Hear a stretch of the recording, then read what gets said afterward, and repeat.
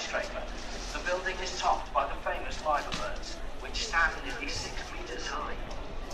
They're said to be based on an eagle, which was the original ceiling of King John. However, when the ceiling was lost in the 18th century, the artist commissioned to design the new ceiling misinterpreted the eagle's performance, hence their confusion. Some say that the female light faces the river from the centre to the shore, while the male is looking inland to see if it goes on. They have never made it, so there are no other lighthouses in the world, and tradition has it that if they have the right way, it cease to exist. If you enjoyed your cruise with us today, I'm also asking not to stand on the seats or sit on the ship's sail. We advise you to remain seated throughout the journey, particularly when arriving and leaving terminals. We ask sailors to remind after all the passengers have left the vessel. Please be aware that at certain times of the day, the Kingspan passenger bridges will be at a steep bank. This time of day is called low water. You may have difficulty if you're elderly or ill. Please ask for help if required and take care. The low water times are displayed adjacent to the centre of the main deck of this vessel. We shall employ the first exit and the hill side on the river side of the ship. Break your journey at Seaforth and visit Spaceport, our space-themed visitor attraction, where you can see our brand new out-of-this-world robots exhibition, as well as the ever-popular time travelers displays. So get ready to see an array of costume characters from Wally to Canal, Terminator to Predator, and even Lieutenant Data to the Daleks. The costume characters are created by hired fundraisers to raise funds for BBC children and other nominated charities. Check the space for and some more information. You can stop off at Woodside and visit U-Boat Store, where you can see the fascinating World War II German U-boat U-534. The submarine has a remarkable history, and visitors are able to see into the submarine, as well as view its numerous artifacts in our new purpose-built visitor centre.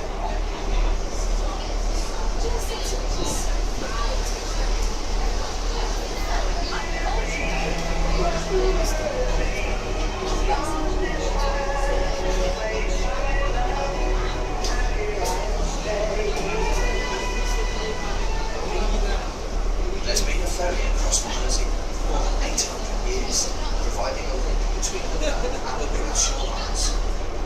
Here ahead, our starting point takes its name from the long stone pier which was jutted out into the river from the shore next to the Sailors' Church, the Church of Our Lady of St. Nicholas. You can see the church at the back to the left of the right, with a golden square of the ship on its flat top. The modern 350-metre terminal Brighton is Liverpool's new cruise line berth. Liverpool is now a major cruise destination and experiencing a rapid growth in cruise line visits. We're now moving along the North Docks, passing the warehouses and quays where the Great Wall was built. In all, 7 miles of docks and 23 miles of quays stretch along the Liverpool foreshore. In 1710, the Corporation of Liverpool started work on the world's first commercial wag dock, and by the end of the century, the city boasted a full dock system.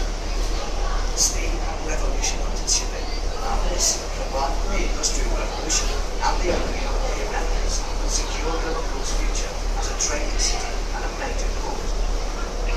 Liverpool's unique character has been influenced by diverse mix of races: Welsh impressionists, Irish immigrants, West Indians, Africans, and Chinese.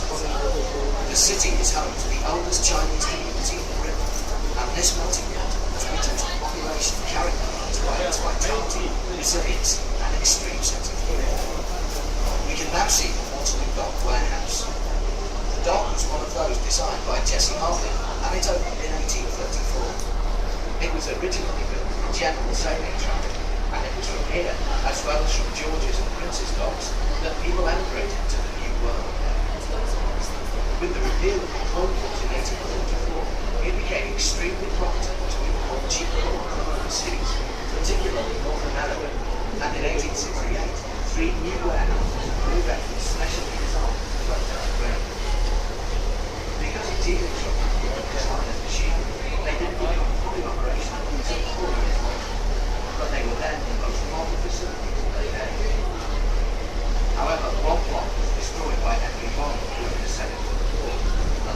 demolished in 1969, and that following its use in 1988, one we see was saved and was physically restored and converted into apartments in 1991. Liverpool had prospered from the days of the British colonies and the American colonies during the 18th century. The latecomers were the triangular trade of cheap goods to Africa, slaves to sugar plantations, and sugar, rum, and tobacco from Korea.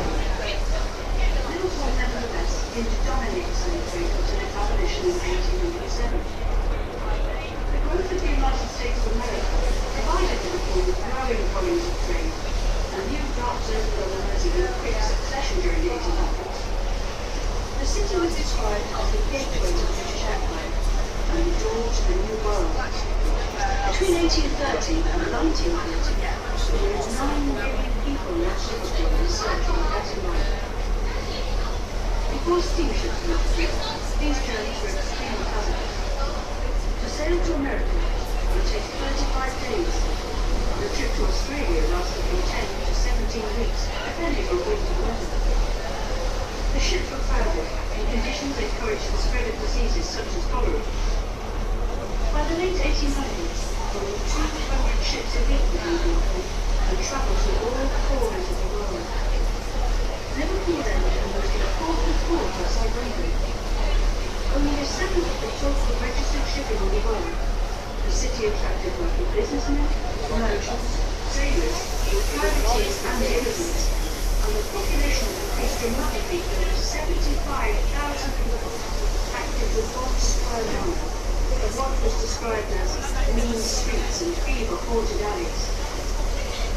The city was always a very strong national. During the film, author of Robinson Crusoe wrote, Liverpool is one of the wonders of Britain. On his grand tour, he travelled on the Mersey ferry, enjoying the trip apart from the discomfort of being carried ashore by what he described as some honest Lancashire clown.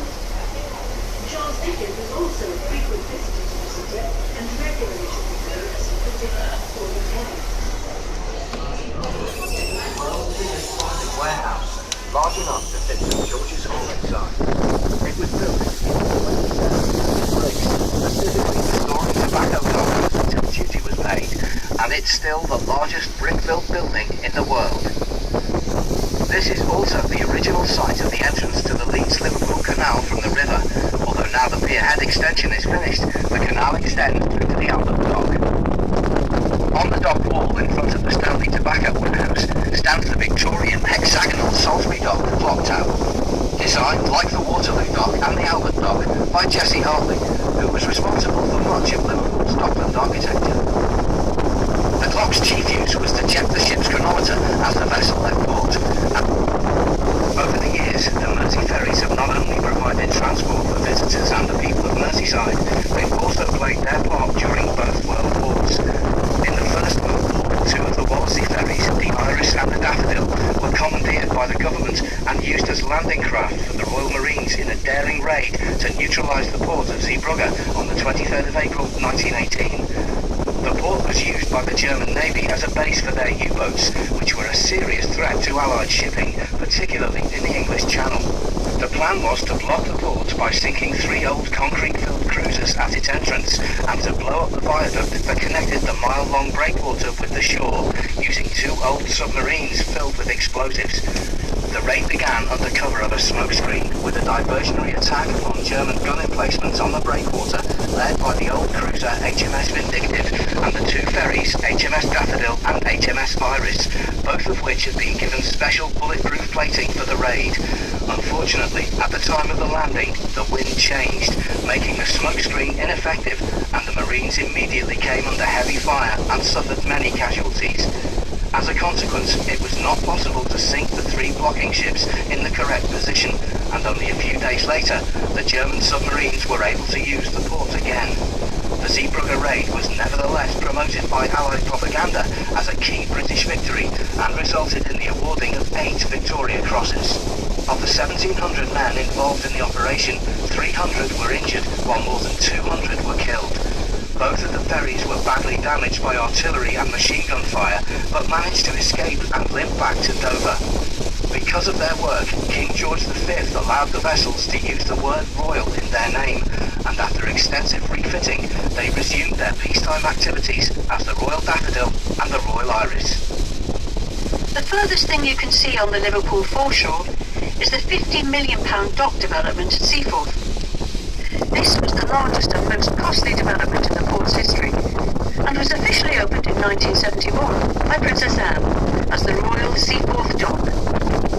Its main features were a container terminal, grain terminal, and forest products terminal. The power to generate the docks is now provided by the row of wind-powered generators you can see on the horizon. If you look now over to the mouth of the river and the Wirral shoreline, you can see sticking out the fort known as Perch Rock and the lighthouse. Fort Perch Rock was built as a coastal defence battery during the Napoleonic period to protect the port of Liverpool. The Perch Rock battery was completed in 1829. It mounted 18 guns, mostly 32-pounders, with 3 6-inch guns installed in 1899. Originally cut off at high tide, coastal reclamation has since made it fully accessible. It is opened at weekends and school holidays and features several fine displays, including the Aviation Archaeology Museum, which incorporates Luftwaffe over Merseyside exhibitions, a tea room, and it is the venue for many exciting events. The lighthouse you see now was completed in 1830. Its tower stands nearly 30 metres high, and before it was decommissioned in 1973, the light could be seen for a distance of 15 miles. In front of these is New Brighton. In 1830, a Liverpool builder, James Atherton, realised that the new steam ferries made the Wallasey Peninsula much more accessible. So he bought 70 hectares of sandhills with the intention of rivalling the south coast resorts such as Bournemouth and Brighton, and he chose to call it New Brighton. Atherton visualised his new resort as a most agreeable and desirable place for the nobility and gentry of all the neighbouring counties. Construction got underway and some hotels and fine houses were built, but Atherton died in 1838 with his dream unfinished. Over the years, New Brighton experienced very mixed fortunes. Building continued, but not quite in the style that Atherton would have hoped for. By 1900, New Brighton boasted a tower 121 feet higher than the Blackpool Tower. The impressive building with the huge staircase is Wallasey Town Hall. Unfortunately, you always have to enter the building through the back door, as it was built back to front, so that the front could face the river. To the left of the town hall, you see a red brick building with a glass conservatory. This is Guinea Gap Baths, opened in 1908. Some say that the name comes from a bag of guineas once found washed up on the shore here. Originally, the water used to fill the pools was seawater taken from the River Mersey and filtered. It obviously had an unusual quality, because between 1908 and 1957, 205 national, European and world records were broken here.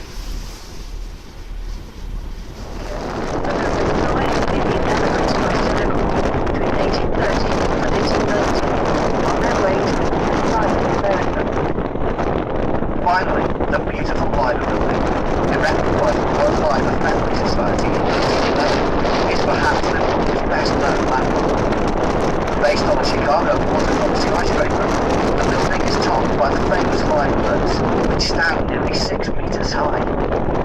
They are said to be based on an eagle, which was the original seal of King John. However, when the seal was lost in the 18th century, the artist commissioned to design the new seal misinterpreted the eagle as a cormorant, hence their rather unusual appearance. Some say that the female liver bird faces the river waiting for the sailors to come ashore, while the male is looking inland to see if the boats are coming. They have never mated, so there are no other liver birds in the world, and tradition has it that if they ever fly away, Liverpool will cease to exist. If you enjoyed your cruise with us today, we think that you will enjoy our longer full-day Manchester Ship Canal cruise, which features a live commentary along this famous inland waterway, which passes spectacular scenery. Cruises run from April to October and must be booked in advance.